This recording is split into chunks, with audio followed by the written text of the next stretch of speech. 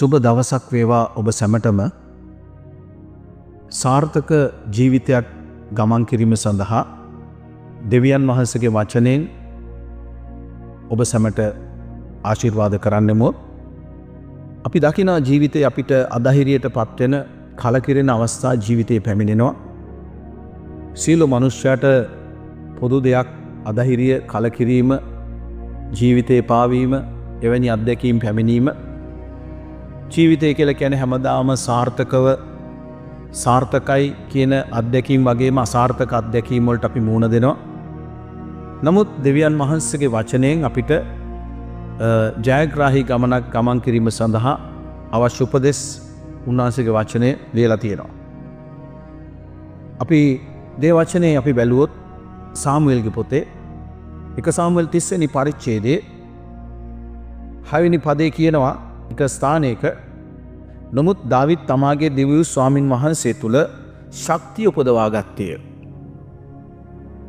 අපේ ජීවිතේ අපිට ශක්තිය නැති වෙන, කොහින්වත් බලනකොට ශක්තියක් නැති, බලාපොරොත්තුවක් නැති අත්දැකීම් වලට අපේ ජීවිතේ මුහුණ දෙනවා. එක අවස්ථාවක් වුණා දාවිත් ඔහුගේ ජීවිතේ හැමදේම නැති වෙච්ච අමලෙක්කරු ඇවිල්ලා ඔහුට අයිති සියල්ලද, ඔහුගේ භාර්යාව, ඔහු සමග සිටියා වූ අයගේ භාර්යාව, දරුවෝ, ඒ වගේම ඔහුට තිබුණා වූ දේපල සියල්ලම කොල්ල කෑවා. ඒ අවස්ථාවේදී දාවිත් තනි වුණා. ඒ වගේම උත්තරයක් නැති, කිසිම සහනයක් නැති තැනකට ඔහුගේ ජීවිතේ පැමුණුණා. එවැනි අවස්ථාවක දාවිත්ට ජය ගන්න එක ක්‍රමයයි තිබුණේ. ඔහු දෙවියන් වහන්සේ දෙස පමණයි බැලුවේ. මේ ස්ථානේ කියන්නේ නමුත් දාවිත් තමාගේ දිව්‍ය ස්වාමින් වහන්සේ තුල ශක්තිය උපදවා ගත්තේ. ශක්තිය තිබෙන එකම ස්ථානය තමයි දෙවියන් වහන්සේගේ අභිමුඛය. ඔහු එතෙක් ආපු ඇදහිල්ලේ ගමනේ ඔහු දැනගෙන හිටියා දෙවියන් වහන්සේ කවුද කියලා. ඔහු දෙවියන් වහන්සේව අත්දැක්කා. ඔහු දෙවියන් වහන්සේ ඔහුට උත්තර දුන්නා. ඒ වගේම හැම බලාපොරොත්තුවක් නැති වෙන වෙලාවෙදී පවා ඔහු හිතුවා දෙවියන් වහන්සේ මාත් එක්ක ඉන්නවා කියලා. අපිට සිද්ධ වෙන දෙයක් තමයි ප්‍රශ්නයක් එනකොට කවුරුත් මාත් එක්ක නැහැ කියලා වගේම දෙවියන් වහන්සේත් නැහැ වගේ කියන වෙලාවල් අපිට එනවා. නමුත් දාවිත් ඒ වෙලාවෙත් විශ්වාස කරනවා.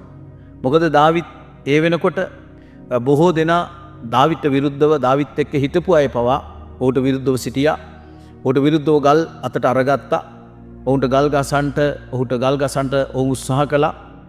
නමුත් අපිට පේනවා දාවිත් ඔහු කරපු දේ තමයි ඔහු දෙවියන් වහන්සේ තුළ ශක්තිය උපදවා ගත්තා. ඒ වගේම අපිට ඊටා වැදගත් උන්වහන්සේගේ වචනේ කියන ශක්තිය නැත්තාට උන්වහන්සේ ශක්තිය දෙනවා. බලය නැත්තාට උන්වහන්සේ සවිය දෙනවා. ඒ ආකාරයෙන් සුද්ධ බයිබලයේ අපිට දකින්න ලැබෙනවා. ඒ වගේම අපිට පේනවා දාවිත් ඊට පස්සේ දාවිත් එතනින් නතර වුණේ නැහැ. දාවිත් මේ 8 වෙනි පදයට යනකොට අපිට පේනවා දාවිත් දෙවියන් වහන්සේගෙන් අහනවා මම මේ සමුදාව ලුහුබැඳ යම්නම් ඔවුන් කරා පැමිණෙන්න මට පුළුවන් වේදයි. දාවිත් ස්වාමින් වහන්සේගේ විචාලය. එවිට උන්වහන්සේ කියනවා උන්වහන්සේ උට උත්තර දෙමින් ලුහුබැඳ ඵල යන්න මක්සද නුඹ සැබවින් ඔවුන් කරා පැමිණ නොවරදවම සියල්ල නැවත ලබා ගන්නව ඇතැයි කීසේක. දෙවියන් වහන්සේගේ අභිමුඛයට ගිහිල්ලා දෙවියන් වහන්සේගේ අහන්න අපි ඉගෙන ගන්න ඕන. අපි පුරුදු වෙන්න ඕන. ප්‍රශ්නයක් ගැටලුවක් එනකොට අපිට අමතක වෙනවා දෙවියන් වහන්සේ අපිත් එක්ක ඉන්නවා කියන එක. නමුත් දාවිත් දෙවියන් වහන්සේගෙන් අහන්න පුරුදුනා. දාවිත් දෙවියන් වහන්සේගෙන් ඇහුවා ස්වාමීනි මම මේ හමුදාව ලුහුබැඳ ගිහිල්ලා මට පුළුවන්ද? ඔබ වහන්සේ මට මේ හමුදාව පසුපස්සේ ගිහිල්ලා මට ජය ගන්න පුළුවන්ද කියන දේ ඔහු දෙවියන් වහන්සේගෙන් ඇහුවා. දෙවියන් වහන්සේ කියන්නේ මිනිස්සෙක් නැගිටින්න හදනකොට අත දෙන කෙනෙක්. මිනිස්සෙක් අමාරු තත්වයෙන් ජය ගන්න ඕන කියන තැනට එනකොට දෙවියන් වහන්සේ මිනිස්සයාට ජය දෙනවා. ඒ ආකාරයෙන් අපිට පේනවා දෙවියන් වහන්සේ උට උත්තරයක් දෙනවා.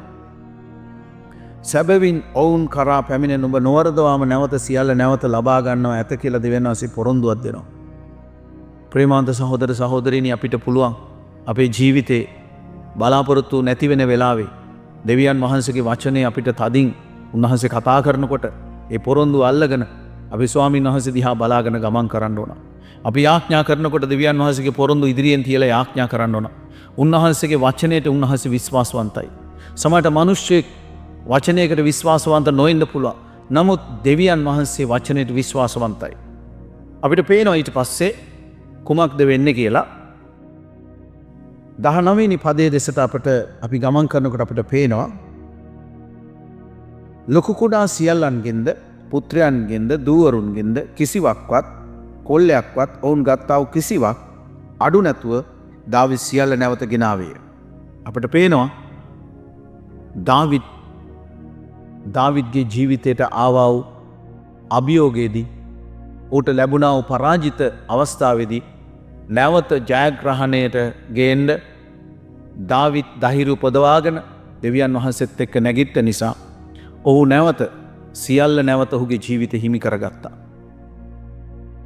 අද දවසේ අපිට දෙවියන් වහන්සේගේ වචනේ පොරොන්දුව තමයි උන්වහන්සේ විශ්වාස කරොත් උන්වහන්සේව තදින් අල්ලගෙන අපි උන්වහන්සේ දිහා බලාගෙන ගමන් කරොත් උන්වහන්සේගේ වචනේ අල්ලගෙන අපි ශක්තිය උපදවා ගත්තොත් අපි ධෛර්යය උපදවා ගත්තොත් අපිට අපි ඉදිරියේ තිබෙන අභියෝග ජයගෙන දෙවියන් වහන්සේගේ මහිමය දකින්න උන්වහන්සේව ප්‍රකාශ වෙන්න උන්වහන්සේට අපේ ජීවිතය තුලින් ක්‍රියා කරන්න පුළුවන්.